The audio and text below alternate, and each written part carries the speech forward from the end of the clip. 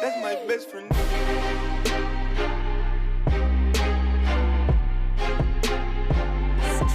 That's my best friend.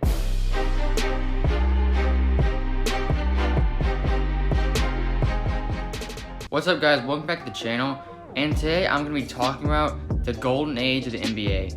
And I'm going to tell you up front, it's from 1984 to 1993. In this video, I'm going to show you what led up to the golden age, what initiated the golden age, and what players were able to keep the golden age going until 1993. I'm also going to highlight why it ended in 1993, and some of you might already know that, but I'm going to go over that also. So, starting in 1979, there was one key game and one key matchup that kind of kicked off the start of this era, or the events that would lead up to the era. And that was the NCAA championship game between Indiana State and Michigan State. And this was the first matchup of Larry Bird and Magic Johnson. And as we'll come to see, this matchup was super important from the NBA growing. And starting in 1980 with their rookie seasons, Magic Johnson, he was able to win Finals MVP and be an NBA champion. Larry Bird was the Rookie of the Year, and he blew out Magic Johnson. And this was the start of what many consider the modern era of basketball. And as you'll see, from the next few years, it'll build to the golden age. So I just want to say a few key events that happened. First off, Magic and Bird, they ended up meeting in the NBA Finals in 1984. And what also helped is David Stern became the commissioner in 1984.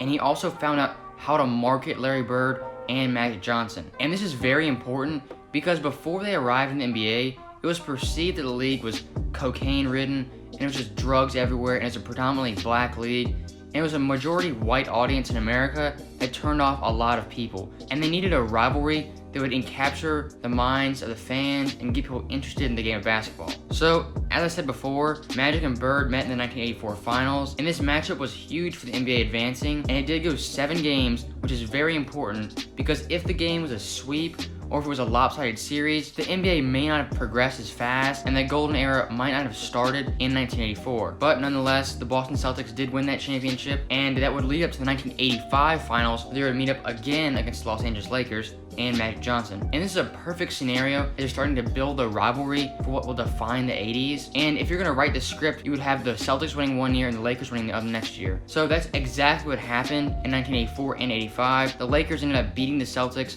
after losing to the Celtics, making it 1-1 head-to-head matchup. So in 1986, another key event is the NBA Finals got off tape delay and they finally aired live. Now this was very big and huge when it comes to marketing the NBA, and NBC and CBS, they would be the sponsors of the league for the 80s and 90s, and this did kick off in the 1986 season with the NBA Finals not being on tape delay, because as in previous finals, you would have to stay up to like 11 o'clock on the East Coast to even watch the start of the game, which is just ridiculous, and sometimes you'd even find out who won the championship before it even started, before you even saw it. So it was just kind of a hectic, and it wasn't really an organized league. They didn't have the money backing it. That all changed in 1986 when they got the rights to air the finals live. So I kind of skipped over this, but in 1984, we had a draft class that featured 4 Hall of Famers, and more specifically, it featured Michael Jeffrey Jordan. And this would be the young, up-and-coming player the NBA needed to skyrocket for young audiences. You already had the marquee matchup of Bird and Magic, but you were missing that young key player who would encapsulate the minds of all the younger fans. And Michael Jordan was that guy from day one. And also they had John Stockton, Hakeem Olajuwon, and Charles Barkley, who would help carry the league on in the 90s and even in the late 80s. So that 84 draft class is really a key event in what makes this the golden age of basketball, and how the NBA would keep growing and keep becoming a global organization. And with the introduction of Michael Jordan to the NBA, we also had the introduction of his signature shoe. And Larry Bird and Magic Johnson, they also had the Converse weapons, and that really was the first signature shoe, and that really gives a pinpoint on when marketing and merchandise sales started becoming big for the NBA. I know some historians will say Dr. J started it with his Converse shoe, but I wouldn't really say the Dr. J shoe was a signature shoe that everyone wanted. The Converse Weapon and Air Jordan 1, that was really the first shoe people really wanted. So as I said, with the introduction of Michael Jordan, you had the young star.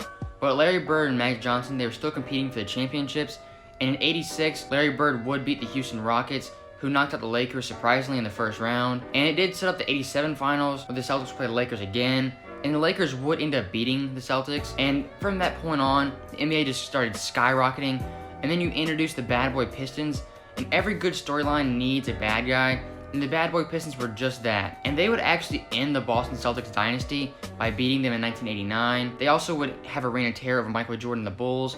And the Bulls have to overcome that later in the decade. But just focusing on the Pistons real quick, they are really an underrated kind of dynasty or a great all-time team. They aren't really talked about. They get lost in the shuffle. You can say the same with the 76ers in the early 80s because only people remember is the Boston Celtics and Los Angeles Lakers. They don't remember the bad boy Pistons who brought in the rough defense. I mean, 80s defense I think is a little overrated, but the Pistons, that's not overrated defense. It wasn't even really basketball. They were just fouling hard as you could. It was really just kind of bully ball, but the NBA did need that. They needed a villain, and the Pistons fit that role perfectly. So with the introduction of the Detroit Pistons, Boston Celtics kind of fell by the wayside, and it was really a Lakers and Pistons league for the last 3 years of the 90s. I know the Pistons did win 2 championships and Lakers did win 1. So the Bulls, they were kind of the up-and-coming team. They weren't projected to win a championship in the 80s, but they did kind of overcome the mountain, which was the Detroit Pistons. And the Pistons had to do the same thing against the Celtics, so it's kind of history repeating itself. But as an NBA fan, as the commissioner, David Stern had a plan for Michael Jordan to overtake the Pistons and become the preeminent face of the NBA. And that's exactly what happened in 1991 as he beat the Detroit Pistons, sweeping them, and he faced off against Magic Johnson. The 1991 finals, it was kind of the last stand for the 80s as they were going against the new era and Michael Jordan. And the Bulls and Michael Jordan, they end up beating Magic Johnson and the Lakers in a 5-game series. James Worthy was also on that team, Byron Scott, you had AC Green, Sam Perkins. So that was kind of a depleted Lakers team, but nonetheless, the Chicago Bulls took over the NBA. So that was the 1991 season, and entering the 1992 season, Michael Jordan came back-to-back champion, and that offseason is another key event which makes this the golden era of basketball. It's the 1992 Dream Team, and you cannot understate the value of the Dream Team and what they did for the NBA, making it a global game. If you think about it, pro players are not allowed to play in the Olympics. You couldn't showcase the best talent in the world, and the 92 Olympics did do that. And all the technology we have today, you take for granted. You can get on your phone, you can look up highlights of some guy in Europe, or you can look at games from, from the 1980s. You can look up all this stuff. In 1992, that was not possible, and many players, or many people, they didn't get a glimpse of Michael Jordan or Magic Johnson or the marquee players on a daily basis. It was the time difference and just getting the film was very hard. Kobe Bryant has a talk about this in his book, how he's saying how his uncle had to get tapes and he watched them at 4 o'clock in the morning. I mean, you had to go to some extreme lengths if you wanted to watch real NBA basketball in Europe or any other country that wasn't the United States. So the 1992 Olympics were a huge event that really signaled this era for me as the golden era of basketball. I think they just kind of encapsulate what the era was all about. It was about growing the game, and I would say Magic Johnson and Larry Bird, they saved the NBA, and they took it to a nationwide kind of scale, but Michael Jordan was able to take it to the next level and build off that success and make it a global game, and he made himself a global icon with his sneaker company that cannot be understated at all, because the Jordan brand is still the biggest brand out there. They sell the most shoes on average per year and make the most money. So the Jordan brand is still alive and well. People still go crazy for Jordan shoes. And I think the 1992 Olympics has a lasting effect today. People always talk about the Dream Team. It's just another iconic moment of the 80s. More specifically, 1984 to 1993, you just have 4 iconic franchises in the Celtics, Bulls, Lakers, and Pistons. It doesn't get any better than that, and it's not nostalgia or anything. Those are just 4 iconic franchises that happen to be great at the same time. And that really does make this a golden era of basketball, in my opinion. And all the events I listed, like Magic and Larry Bird meeting in the finals in 1984, David Stern becoming the commissioner in 1984, MJ and his other Hall of Famers getting drafted in 1984 that would lead the NBA on to the 90s, the NBA not being on tape delay in the 1986 finals, and lastly, the Team USA basketball. So that's kind of the 5 key major events that helped propel the NBA in the golden era of basketball. And I do stand by that and say, maybe it's not the most talented era, maybe it's not the most skilled era, but you can't sit here and tell me it's not the most iconic era, and it's not the era where the NBA evolved and became the NBA that you know today. And this gets me back to why the golden era ended in 1993. It's because Michael Jordan retired, and from 94 to 98, even to 2004, the game was just super physical. It was too physical. The scoring was down so much. I mean, teams are scoring in the 90s. I mean, the perfect balance of power and balance of offense and defense, I would say, is from the 1990 season to 1993 season. From 93, after after that season onward, it was just too physical, too much of a defensive focus. That's why the NBA changed in 04, and they made it more a free-flowing league, and they had the offense actually dominating the ball and dominating the game. You couldn't really win a championship based purely off defense. You still needed a strong offense.